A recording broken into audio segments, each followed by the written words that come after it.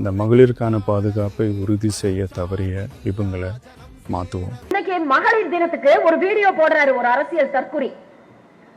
தமிழ்நாட்டுல திமுக ஆட்சியில பெண்களுக்கு பாதுகாப்பு இல்ல. ஏன்பா உன் பொண்டாட்டத்தையும் பொம்பளை பிள்ளையும் ஒரு நாளைக்கு யூபிக்கோ பீகாருக்கோ அனுப்பி பாரு.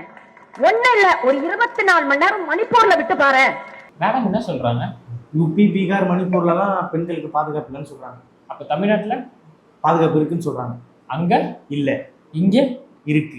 இங்க இருக்கிற மு.க. ஸ்டாலின் அவர்கள் ராஜினாமா பண்ணிட்டு அங்க போய் எலெக்ஷன்ல நின்று ஜெயிச்சு பெண்களுக்கு பாதுகாப்பு கொடுக்கலாம்ல. எதுக்கு இங்க தமிழ்நாட்டுல பாதுகாப்பு இருக்கு மாநிலத்துல எதுக்கு நீங்க வந்து ஆட்சி பண்றீங்க? தமிழ்நாட்டு அரசியலை பத்தி பேசுனீங்கன்னா தமிழ்நாட்டு அரசியலை மட்டும் பேசணும்.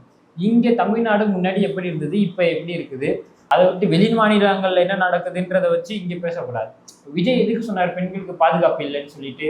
அண்ணா யூனிவர்சிட்டி காலேஜில் வச்சு அந்த கல்லூரி மாணவியை பாலியல் வச்சுருக்காங்க. ஈசிஆரில் காரில் போயிட்டு இருந்த பொண்ணை திமுக கொடியை வச்சு துரத்துனாங்க. 7 பேர் சேர்ந்து ஒரு குழந்தைய கற்பழிச்சிருக்கிறாங்க. டீச்சர் ஒரு ஆசிரியர் குழந்தைய கற்பழிச்சிருக்காங்க. இந்த போன மாதத்துல வந்து நிறைய பெண்களுக்கு பாலியல் வன்புணர்வு நடந்திருக்குது. அதனாலதான் விஜய் அவர்கள் பெண்களுக்கு பாதுகாப்பு இல்லைன்னு சொன்னாரு.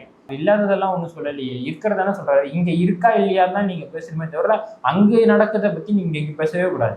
இப்படியும் சம்பாதிக்கிறாங்க. அந்த பிச்சைக்கார பசங்களை பாத்தியா? குறிக்கோள் இல்லாதவங்க, பிச்சை எடுத்து பைப் நடத்துறவங்க, அவங்கள மாதிரி நம்ம இருக்க கூடாது.